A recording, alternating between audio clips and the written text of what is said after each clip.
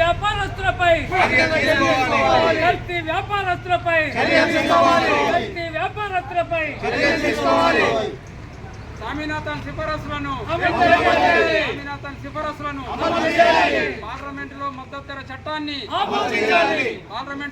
ధర చట్టాన్ని రైతులు పండించిన పంటలన్నిటినీ ప్రభుత్వమే కొనుగోలు చేయాలి. రైతులు పండించిన పంటలను ప్రభుత్వమే కొనుగోలు చేయాలి.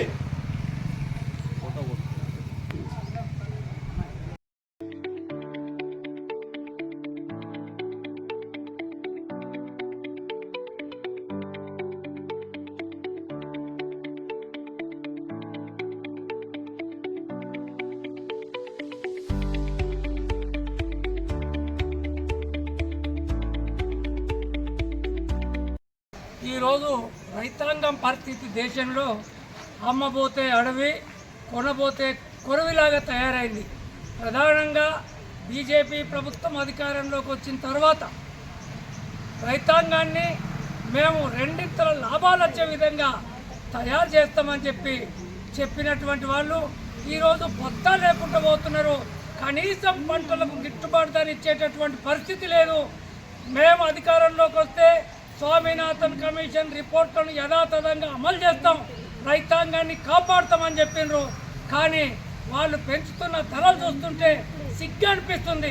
మొక్కజొన్నలకు క్వింటాల్ 10 రూపాయలు వాళ్ళు ప్రకటించిన మద్దతు ధర, వరికి 70 రూపాయలు, అదేవిధంగా పెసర్లకు 13 రూపాయల క్వింటాలు. కానీ మీరు ఎన్టీటీ మాత్రం ఒక్కొక్క అడుగు మందు సంచికి 400, 500 పెడుతున్నారు. 50 కిలోల సంచిని 30 కిలోలు 40 కిలోలకు తీసుకొస్తున్నారు. నానో ఎరువు పేరుతో ఇంత డబ్బా తీసుకొచ్చి దాన్ని కూడా 500 రూపాయలకు తగ్గకుండా అమ్మకం చేస్తున్నారు. కానీ రైతులు పండించిన పంటలకు మాత్రం ధరలు ఇవ్వమంటే ఇవ్వటం లేదు. కాబట్టి ఈరోజు దేశంలో ఒక్కొక్క రోజు కనీసం 178 మంది రైతులు ఆత్మహత్యలు చేసుకునేటటువంటి దుస్థితి వచ్చింది. అంటే మీ పరిపాలన ఎట్లున్నదో దీన్ని బట్టి మనం అర్థం చేసుకోవచ్చు. కానీ అదే కార్పొరేట్ కంపెనీలకు పెద్ద ఎత్తున సబ్సిడీలు ఇచ్చి వాళ్ళ రుణాలన్నీ మాఫీ చేస్తున్నారు. రైతాంగం రుణాలు మాఫీ చేయమంటే ఆర్థిక సంక్షోభం వస్తుంది, ఆర్థిక వ్యవస్థ దెబ్బతింటుందని చెప్పి రైతులకు మాఫీ చేయడానికి మాత్రం వాళ్ళకి చేతులు రావటం లేదు. అందుకోసమే ప్రధానంగా రైతాంగాన్ని ఆదుకోవాలంటే మనం పెద్ద ఎత్తున దేశవ్యాప్త ఉద్యమం చేయాల్సిన అవసరం ఉంటుందని చెప్పి అఖిల భారత ఐక్య రైతు సంఘం జాతీయ మహాసభల పిలుపులో భాగంగా జూన్ 1వ తారీఖు నుంచి 8వ తారీఖు దేశవ్యాప్తంగా పెద్ద ఎత్తున ఆందోళన చేసి డిమాండ్లతో ఉన్నటువంటి వినతి పత్రాలని తహసీల్దారులు, అదేవిధంగా ఆర్టీఓలు, కలెక్టర్ల ద్వారా పంపించాలని చెప్పి పిలిపివ్వటం జరిగింది. అందులో భాగంగా ఈరోజు ఆలూరు మండల కేంద్రంలో తహసీల్దార్ గారికి మెమోరాండం ఇవ్వటం జరిగింది. పిలుపు మేరకే రైతాంగ సమస్యల మీద ఎంఆర్ఓ గారికి మెమోరాండం ఇవ్వడం జరిగింది.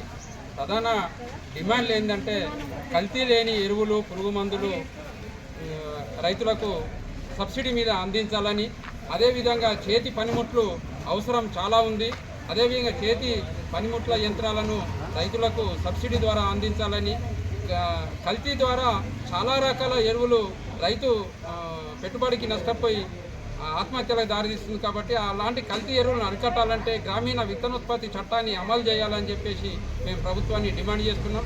అదేవిధంగా వ్యవసాయ ఆధారిత పరిశ్రమలు నెలకొల్పితే ఈ రోజున్న యువ రైతులు వాటిని పరిశ్రమల రూపంలో, కుటీర పరిశ్రమల రూపంగా ప్రోత్సహిస్తే రైతులకు అక్కడనే పంటలు అమ్ముకోవచ్చు, ఉత్పత్తి కూడా అన్నే తయారవుతుంది. కాబట్టి అట్లాంటి అవకాశం కల్పించాలని చెప్పేసి నేను ప్రభుత్వాన్ని డిమాండ్ చేస్తున్నా. అదేవిధంగా పాడి పరిశ్రమ కనుమరుగవుతుంది. ఈ పాడి పరిశ్రమను కూడా ప్రోత్సహించే విధంగా ప్రభుత్వం చర్యలు తీసుకోవాలని చెప్పేసి మేము ఏఐయూకే తరఫున డిమాండ్ చేస్తున్నాం.